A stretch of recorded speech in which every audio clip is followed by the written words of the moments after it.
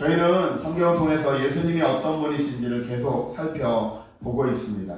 여러분은 예수님을 어떤 분이라고 개인적으로 고백을 하고 계시는지요?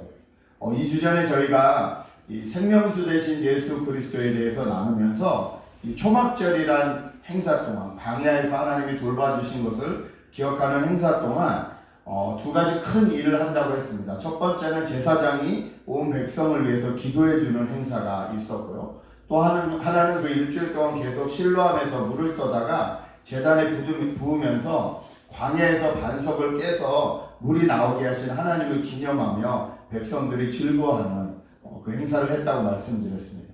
그런데 이 초막절 행사에는 또 한 가지 행사가 있는데 그게 뭐냐면 성전 중에서 여인의 뜰이라는 게 있습니다. 성전은 여인들과 아이들만 들어갈 수 있는 곳이 있고요. 또 유대인들만 출입할 수 있는 곳이 따로 있었고 이방인들이 출입할 수 있는 곳이 다 따로 있었습니다. 그런데 그 중에서 여인들과 아이들이 모일 수 있는 여인의 뜰이라는 곳에 항상 이 큰 촛불을 켜놓고 24시간 그 일주일 동안 이 촛불이 꺼지지 않게 하면서 거기서 춤도 추고 노래도 하고 기뻐하고 찬양하고 이런 행사를 가졌습니다. 이것은 광야에서 하나님께서 밤에는 불기둥으로 이스라엘 백성들을 인도하시고 낮에는 구름 기둥으로 이스라엘 백성들을 인도하셨던 것을 기념하면서 하는 행사였습니다. 그런데 오늘 예수님께서는 그 초막절 행사가 다 끝나고 얼마 되지 않아서 바로 그 가늠한 여인을 누가 먼저 정죄할 수 있느냐, 누가 먼저 증인으로 이 사람을 먼저 치겠느냐, 죄 없는 자가 치라라고 말씀하신 뒤에 바로 이어서 오늘 말씀에 예수님이 세상의 빛이시다 이렇게 선포하신 것입니다.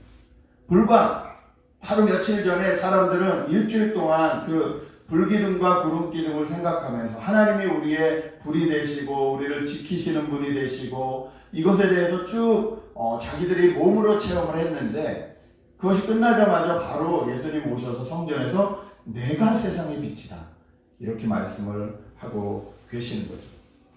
여러분, 예수님이 세상의 빛이십니다. 여러분, 빛과 어둠에 대해서 어떤 이미지를 가지고 계시는지요?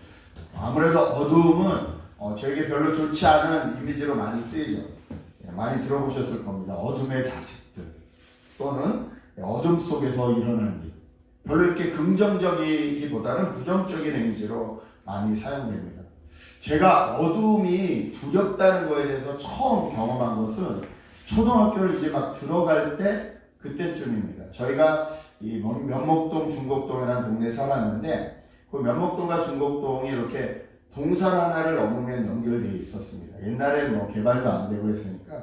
그래서 갑자기 이사를 했는데 친구들은 옛 동네 그대로 있으니까 저는 항상 그 옛 동네까지 가서 친구들과 놀다가 오고 이렇게 했는데 겨울날 어느 날은 너무 노느라고 집중이 돼가지고 해가 지는지도 모르고 놀고 있었습니다. 근데 이 해가 이미 뉘엿뉘엿 지기 시작했는데 지고 뭐 아이 걸음으로 한 15분 이 정도의 이 거리일 텐데 해가 빨리 지니까 아이들이 집에 돌아가고 제가 집으로 돌아와야 되는데 그 동산을 넘어야 되는 거죠. 근데 그 동산엔 뭐 옛날에 당연히 불도 없고 아무것도 없죠. 길도 희미하게 보이고 가면 갈수록 더 어두워서 앞이 깜깜해지는 경험을 하면서 정말 무섭다는 경험을 그 어릴 때 했던 기억이 납니다. 그리고 미친 듯이 달려가서 불빛이 있는 곳에까지 가서 그 불빛이 보이기 시작할 때 제가 이렇게 울었던 기억이 몇 년입니까? 뭐 40년이 넘었는데도 아직도 생생하게 기억이 납니다. 그만큼 이 어둠이라는 건 저에게 공포였죠. 여러분은 어떠신지요? 물론 지금은 이 조명이 은은하고 좀 어둑어둑한 거를 촛불만 켜놓고 이런 거를 분위기상 좋아하시는 분들도 계시지만 앞뒤가 구별이 안 가고 사람의 얼굴이 안 보일 정도의 어두움을 좋아하시는 분들은 본성적으로 별로 없다고 생각을 합니다. 왜냐하면 내 눈으로 인식할 수 없다는 것은 정말 두려운 일이기 때문에 그렇습니다. 그래서 가끔 저희가 그런 이 체험을 해보지 않습니까? 이 안대를 쓰고 그냥 이렇게 어디까지 걸어가는 연습 또는 눈을 절대 뜨지 않고 어디까지 걸어가는 연습. 그러면 되게 이게 한 발 한 발이 조심스럽고 위험하다는 생각을 하게 되죠. 빛은 반대로 이 어둠이 가져오는 두려움을 내어 쫓아줍니다. 그리고 빛은 우리에게 안심과 평안함을 줍니다.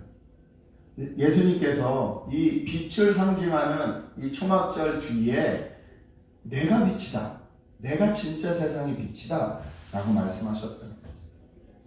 여러분, 성경에서 혹시 하나님이 가장 먼저 하신 명령이 뭔지 기억나시는지? 성경 전체에서 하나님이 가장 처음에 하신 명령은요, 창세기 1장 3절에 나오는 빛이 있으라였어요. 하나님은 빛과 어두움을 구별해 주셨습니다. 땅과 하늘을 구별해 주시고 바다와 육지를 구별해 주셨습니다. 세상의 모든 질서들을 하나씩 하나씩 잡아주시면서 우리 인간이 살 수 있는 최고의 컨디션을 만들어 주셨습니다. 그때 가장 먼저 하신 것이 뭐냐면 빛이 있으라라는 거죠. 그런데 이 빛이 육체를 입고 이 땅에 오신 분이 예수 그리스도다라고 요한복음은 1장에서부터 말하고 있습니다. 여러분, 예수님이 이 땅에 온전하신 빛이십니다. 세상의 빛이십니다. 그 예수님이 오늘 12절에 또 뭐라고 하시냐면요, 예수님을 따라다니는 사람은 어두움에 다니지 않는다라고 말씀을 하십니다. 12절을 제가 한 번 더 읽어드리죠. 예수께서 또 말씀하여 이르시되 나는 세상의 빛이니 나를 따르는 자는 어두움에 다니지 아니하고. 여러분, 빛은 우리에게 두려움만 없어지는 것이 아니라 어두움을 따라가지 않게 도와준다는 거예요. 어두움을 따라가는 것은 결코 우리에게 좋은 일들이 아닙니다. 어둠을 따라간다는 것은 누가 아무도 보지 않는다고 생각해서 숨길 수 있다고 생각하거나 비밀스럽게 뭔가 꾸미고 있을 때 어둠을 따라간다고 합니다. 그런데 예수님은 뭐라고 하시냐면, 예수님이 세상의 빛이신데 예수님을 따르는 사람들은 그 어둠의 길로 가지 않는다는 거예요. 어둠의 길로 가서는 안 된다는 거예요. 우리 삶 가운데 어둠이 다가올 때가 있습니다. 어두운 생각이 다가올 때가 있습니다. 쓸데없고 부서지는 것 같은 생각이 들어올 때가 있습니다. 그런데 그 생각 가운데 예수님이 빛을 비춰주셔서 우리가 어두움에 있지 아니하고 빛으로 나올 수 있게 우리를 인도해 주시겠다라고 얘기하십니다. 여러분, 최근에 어떤 생각이 여러분에게 가장 나쁜 생각이셨는지, 어떤 파괴적인 생각을 하셨는지 분명히 기억하십시오. 우리는 어두움에 다니라고 불림받은 사람이 아니라 빛의 가운데 다니라고 불림받은 사람이라는 것입니다. 또 한 가지 볼 것은요, 12절 마지막에 뭐라고 하시냐면요, 그 빛 대신 예수님을 따라가는 사람들을 어두움이 아니라 빛으로 걸어가게 하실 뿐만 아니라 생명의 빛을 얻게 하신다, 이렇게 얘기하십니다. 예수께서 또 말씀하여 이르시되 나는 세상의 빛이니 나를 따르는 사람은 어두움에 다니지 아니하고 생명의 빛을 얻으리라. 빛은 빛인데 생명의 빛이라는 거예요. 두려움도 없애주시고 그 다음에 나쁜 어두운 생각들도 없애주실 뿐만이 아니라 생명을 우리에게 주시는 분이 예수님의 빛이죠. 얼마 전 한국에서 떠들썩했던, 지금도 이제 뭐 재판을 하고 사람들을 계속 공범자를 잡아들이고 있는 엠번방의 사건이 있죠. 거기에 주범으로 잡힌 사람이 이 포토라인에 서가지고 제일 먼저 한 말이 저는 기억이 납니다. 멈출 수 없었던 악마의 삶을 멈추게 해주셔서 감사합니다 라고 표현을 했습니다. 예. 어두움의 생각들은요, 우리를 생명으로 이끌지 않습니다. 죽음과 파멸로 이끌어갑니다. 끊을 수 없는 유혹을 계속 던져줘서 말초신경을 자극하는 것으로 가고 우리를 점점 어두운 길로, 점점 죽음의 길로 가게 한다는 거죠. 중독을 보면 쉽게 알 수 있죠. 처음엔 요것만 했다가 요 정도는 내가 이길 수 있어. 요 정도는 나는 괜찮아. 이렇게 생각하다가 나중에는 자기가 이길 수 없는 범위까지 가게 만드는 것이 죽음의 길이라. 그런데 예수님은 우리를 생명의 길로 인도하신다. 날마다 생명을 얻을 수 있는 일, 생명을 살릴 수 있는 일로 우리를 인도하시는 빛이시라는 겁니다. 그러므로 우리가 이 생명 대신 예수님, 빛 대신 예수님을 우리가 따르는 사람들이라면요, 우리를 스스로 체크할 수 있는 방법 중에 내가 얼마나 일상생활에서 생명을 살리는 일을 생각하고 있는지, 아니면 어두움에서 죽을 만한 일들을 생각하고 있는지를 계산해 보시면 합니다. 예수를 믿는데, 정말로 믿는데 아직까지도 어둠의 생각들이 나에게 계속 있다면, 그리고 거기에 지배를 받는 시간들이 훨씬 많다면, 여러분 분명히 아셔야 될 것이, 여러분 아직 이 삶의 주도권을 예수님께 완전히 넘겨드리지 않았다는 거예요. 우리가 삶의 주도권을 완전히 예수님께 넘겨드리고 그분 앞에 나를 내어드리면 어둠의 생각이 머리 위를 날아다닐 수는 있어도 내 머리에 앉을 수는 없습니다. 앉게 될 때 얼른 치울 수 있습니다. 왜냐하면 빛 대신 예수님이 우리를 어둠에 거하지 않게 하시고 생명의 길로 인도해 주시기 때문이라는 거죠. 이것이 나도 살고 남도 살리는 방법입니다. 그래서 에베소서 5장 8절에서 9절은 이렇게 말합니다. 너희가 전에는 어둠이더니 이제는 주 안에서 빛이라. 빛의 자녀들처럼 행하라. 빛의 열매는 모든 착함과 의로움과 진실함에 있느니라. 빛의 자녀들은 착함으로, 의로움으로, 진실함으로 생명과 관계된 일로 사용되게 된다는 거죠. 여러분 정말 내가 생명의 빛 대신 예수 그리스도를 따르고 있는지 다시 한번 생각해 보시기 바랍니다. 두 번째, 예수님은 어떤 분이시냐면요, 예수님은 스스로를 증명하시는 분이시라는 거죠. 내가 생명의 빛이다 라고 말하니까 바리새인들이 스스로 그렇게 말하는 건 효력이 없다라고 말합니다. 무슨 말인지 잘 알죠. 자기가 자기에 대해서 증언하는 일은 별로 없잖아요. 그걸 법적으로 효과적으로 봐주지도 않잖아요. 그런데 지금 바리새인들이 그래서 시비를 거니까 예수님은 나는 내 스스로를 증명할 수 있는 사람이다 라고 말씀하신다. 아, 이거 뭐 좀 이상한 거 아니야? 말이 안 되는 거 아니야? 상식적이지 않는 거 아니야? 라고 말할 수 있지만 그렇습니다. 인간 세계에서는 이게 상식적이지 않는 일이지만 인간 세계가 아니라면 전혀 달라집니다. 하나님의 세계라면 전혀 달라지는 거예요. 여러분, 예수님은 이 요한복음에서 나는 뭐뭐다, 에고에이미라고 말을 하는데요. 예를 들어 나는 빛이다, 나는 생명이다, 나는 길이다, 나는 진리다, 나는 포도나무다, 이런 표현들을 계속 하시거든요. 이게 에고에이미인데요. 이것은 내가 스스로 그렇다는 거예요. 나는 스스로 그런 존재라는 거예요. 이건 인간이 하는 방법이 아니에요. 인간 세계의 방법이 아니에요. 신의 세계의 방법입니다. 여러분 혹시 이 비슷한 말씀이 기억나시는지? 구약 성경에 보면 모세가 광야에서 떨기나무가 불에 타는 것을 봅니다.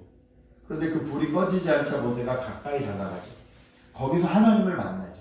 하나님을 만난 다음에 하나님에게 사명을 받습니다. 저 이집트 땅에 노예로 고생하는 내 백성들을 네가 가서 데리고 와라. 그러니 모세가 묻죠.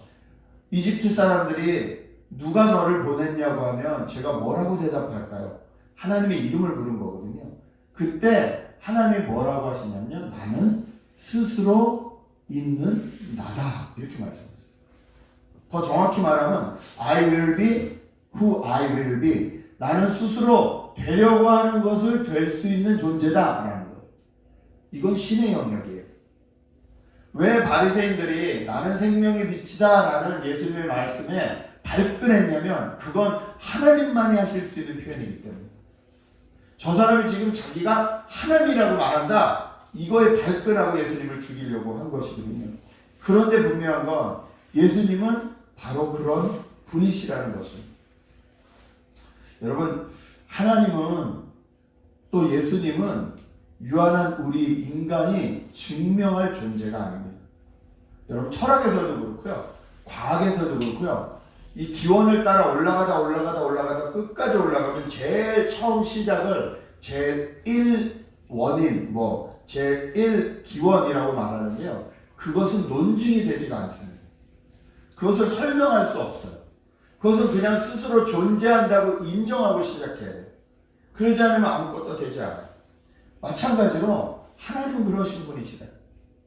또 하나님이 육신을 입고 이 땅에 오신 예수님도 그러신 분이시라는 거예요. 스스로 증명하실 수밖에 없다는 거예요. 그것을 자증이라고 하는데요. 예수님은 그래서 자신을 스스로 증명하셨습니다. 그 말은 내가 하나님이다 라고 말씀하셨다. 여러분 그렇습니다. 우리는 분명히 다른 세계를 삽니다. 다른 차원을 삽니다. 제 앞에 개미가 지나갈 때 저는 개미를 다 볼 수 있죠. 이 개미는 100만 년이 흘러도 제 생각을 다 읽을 수 없죠. 저는 불과 1, 2초 뒤에 이 친구가 장애물을 만나겠구나라는 것을 다 볼 수 있습니다. 그 장애물을 제가 치워줄 수도 있고 장애물을 내버려 둘 수도 있겠죠. 개미는 절대 알 수 없죠. 차원이 다르고 세계가 달라서 그렇습니다. 인간의 하나님을 다 이해한다? 인간의 머리로 다 이해하는 하나님은 이미 하나님이 아니지 않을까요? 우리가 믿은 하나님은 이런 하나님이시라는 거예요. 예수님은 그 하나님이 이 불편한 육신을 입고 이 땅에 오신 분이시라는 거예요. 왜냐하면 우리는 보여야지 알 수 있으니까. 보이는 모습으로 우리를 위해서 오셔서 하나님이 우리를 얼마나 사랑하시는지, 타락한 우리를 얼마나 구원하기 원하시는지를 그대로 삶으로 다 보여주신 분이 예수 그리스도시라는 겁니다. 그러므로 하나님을 증명해보면 믿을게 라고 말하는 사람은요, 하나님이 안 계시다는 것도 증명할 수 있어야 됩니다. 불가능한 일입니다. 세상에 아픔과 고통이 많은 걸 보니까 하나님이 안 계시는 것 같아. 정말 그럴까요? 저희가 그 이유를 다 알 수 있을까요? 여러분, 우리가 이 70억이 넘는 인구가 엄청난 하나님이 주신 자연들을 오염시킵니다. 코로나 문제도 이런 것에서 일어난 것이겠죠. 가까이 하지 말아야 될 세계에 너무 가까이해서. 한 예로 저희가 환경운동자 이런 사람들이 거북이가 이 빨대를 코에 끼고 평생 괴로워한다, 이걸로 플라스틱 빨대를 쓰지 말자 이러잖아요. 온갖 이 오물들이 바다로 다 들어가고 바다가 점점 더러워지고 썩어가죠. 이 전 세계의 바다를 한꺼번에 청소할 수 있는 방법이 뭘까요? 여러분, 전 세계의 바다를 한꺼번에 청소할 수 있는 방법은요, 태풍을 일으키시는 거예요. 하나님은 태풍을 일으키시고 폭풍을 일으키셔서 그걸로 인해서 그 땅을 정화시키시는 거예요. 그런데 우리에겐 태풍은 너무 어렵고 힘들고 신이 없는 증거 같은 거예요. 그런데 그걸 우리가 다 알 수 있냐는 거죠. 여러분, 하나님의 온전한 뜻을 인간이 다 알려고 하는 것은 무리입니다. 믿음으로만 보이는 세계가 있습니다. 스스로를 증언하실 수 있는 예수님은 믿음으로 바라봐야 되는 분이라는 것. 마지막으로 저희가 살펴볼 것은요, 예수님은 언제나 하나님과 함께 하시는 분이시라는 것. 16절 한번 보실까요? 16절에 이렇게 기록을 합니다. 만일 내가 판단하여도 내 판단이 참되니 이는 내가 혼자 있는 것이 아니요 나를 보내신 이가 나와 함께 계심이라. 성경 창세기부터 요한계시록까지 여러 가지 흐르는 이 맥이 있지만 그 중에 하나가 뭐냐면요, 하나님이 하나님의 백성과 함께 하신다. 임마누엘의 하나님입니다. 하나님은 하나님의 백성과 함께 하시는 하나님이시라는 거예요.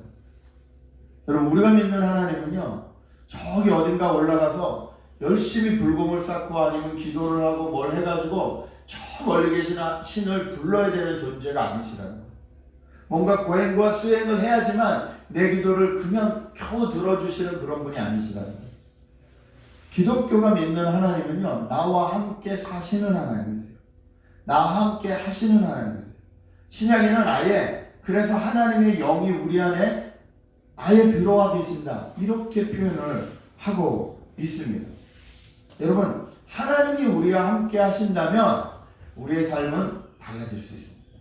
진짜로 하나님이 나와 24시간 함께 하시고 계신다는 것을 깨달으면 우리는 어둠에서 벗어날 수 있습니다. 죄에서 자유할 수 있습니다. 어떤 어려움에서도 다시 회복할 수 있습니다.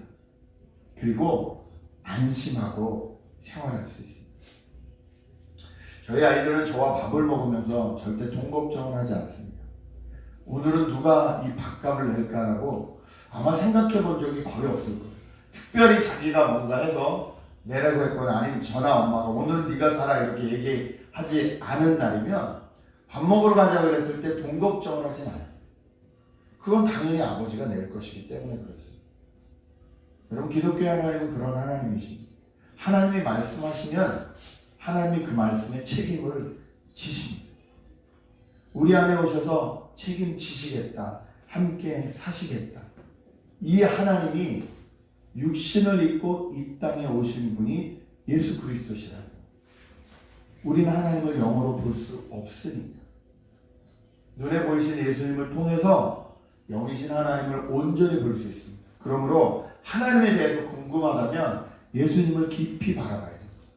예수님이 뭐라고 말씀하셨는지, 예수님이 어떻게 행동하셨는지, 예수님의 성품과 삶이 어땠는지를 깊이 알면 알수록 우리가 하나님에 대해서 깊이 알게 된다는 거죠. 그리고 하나님과 동행하신 예수님, 그리고 예수님과 동행하는 우리를 통해서 우리가 하나님의 자녀로, 하나님 나라의 백성으로 살아가는 방법을 배우게 된다는 것입니다. 저는 지난주에 우연히 이제 유튜브를 보다가 또 다른 책을 좀 읽다가 로자리아 버터필드라는 분을 알게 되었습니다. 그래서 그분의 이제 간증을 좀 찾아봤는데 그녀는 영문학 교수였고요. 미국에서 뭐 유기견 문제라든지 환경 문제라든지 이런 일에 적극적으로 동참해서 열심으로 사시는 분이셨어요. 이분이 레즈비언이셨어요. 근데 본인은 너무 자기의 삶에 100% 만족하셨고 나 같은 사람은 없다라고 생각을 하셨어요. 왜냐면 뭐 교수로서도 잘 아이들을 가르쳤고 또 지금 전 세계적으로 문제가 되고 있는 환경 문제나 어떤 여러 가지 문제에 대해서도 목소리를 낼 뿐만 아니라 적극적으로 행동하셨고 또 성적인 취향이야 자기가 결정하는 거기 때문에 아무 문제가 없다라고 생각을 하셨어요.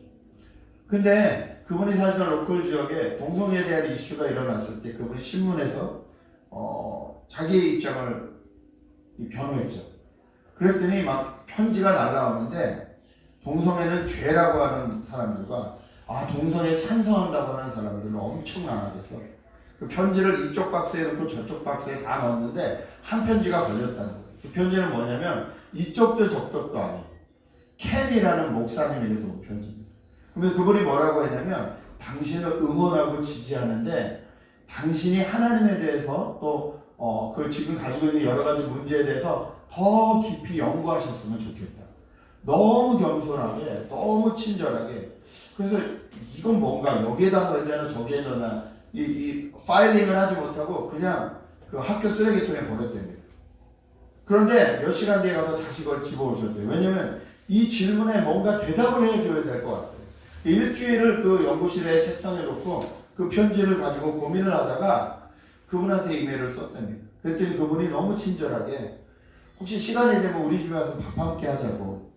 그래서 그날 이분이 그 말씀하세요. 만약에 그 목사님이 나에게 교회로 오라고 했으면 나는 절대 관계를 끊었을 거예요.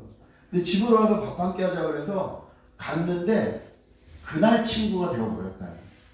전혀 사상은 다른데 그날 친구가 되어버렸다는.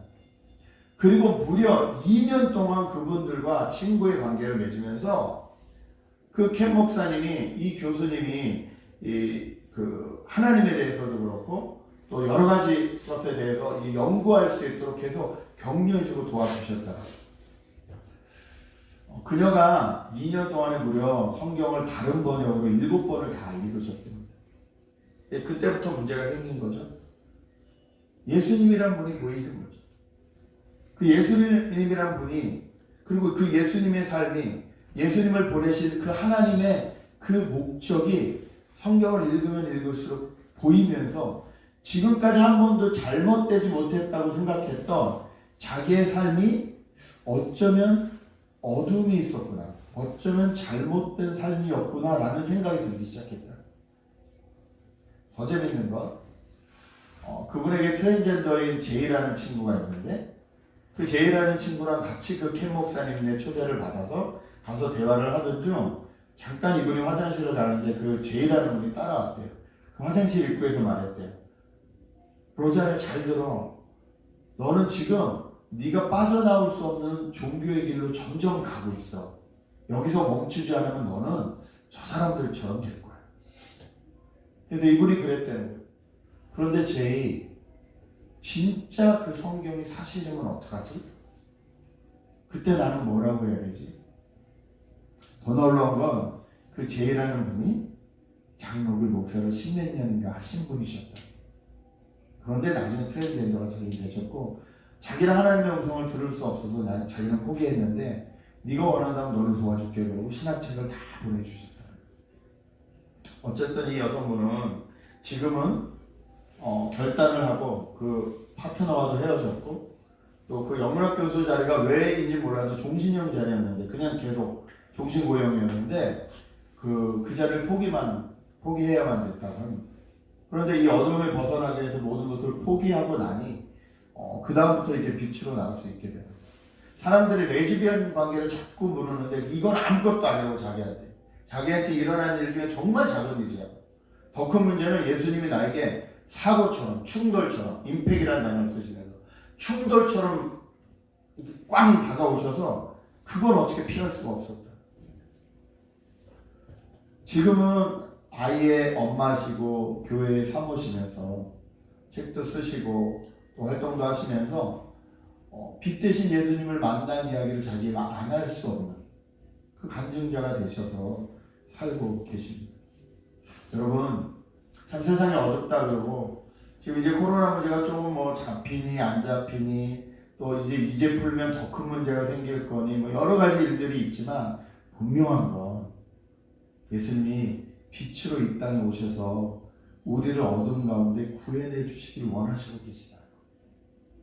두렵지 않도록 평안할 수 있도록 우리가 똑바로 걸어야 되는 길이 어떤 길인지 보여주시고 그 예수님을 따라갈 때 하나님의 계획도 알게 되고 하나님의 뜻도 알게 우리를 인도해 주신다는 거죠. 저와 여러분이 그 예수님을 따라갔으면 좋겠어요. 빛 대신 예수님을 따라가서 정말 우리의 삶이 기뻐지고 우리의 삶이 즐거워지고 빛 대신 이 예수님이 따라간 길을 어둠에 있는 분들에게도 알려줄 수 있는 귀한 시간 그리고 또 귀한 한 주가 되시기를 정말 진심으로 축복합니다. 이 시간에 같이 한번 기도했으면 좋겠습니다. 나는 빛 대신 예수님을 얼마나 이렇게 빛으로 인정해드리고 있는지 내 삶 가운데 정말 예수님이 비춰지고 있는지 어둠에서 벗어나고 있는지 두려움에서 벗어나고 있는지 좋은 생각, 좋은 말, 좋은 뜻을 기억하고 있는지 기억하시고 하나님이신 예수님 하나님의 뜻을 누구보다도 잘 아시는 예수님 앞에 함께 나가셨으면 좋겠습니다. 함께 말씀을 기억하시면서 기도하시겠습니다.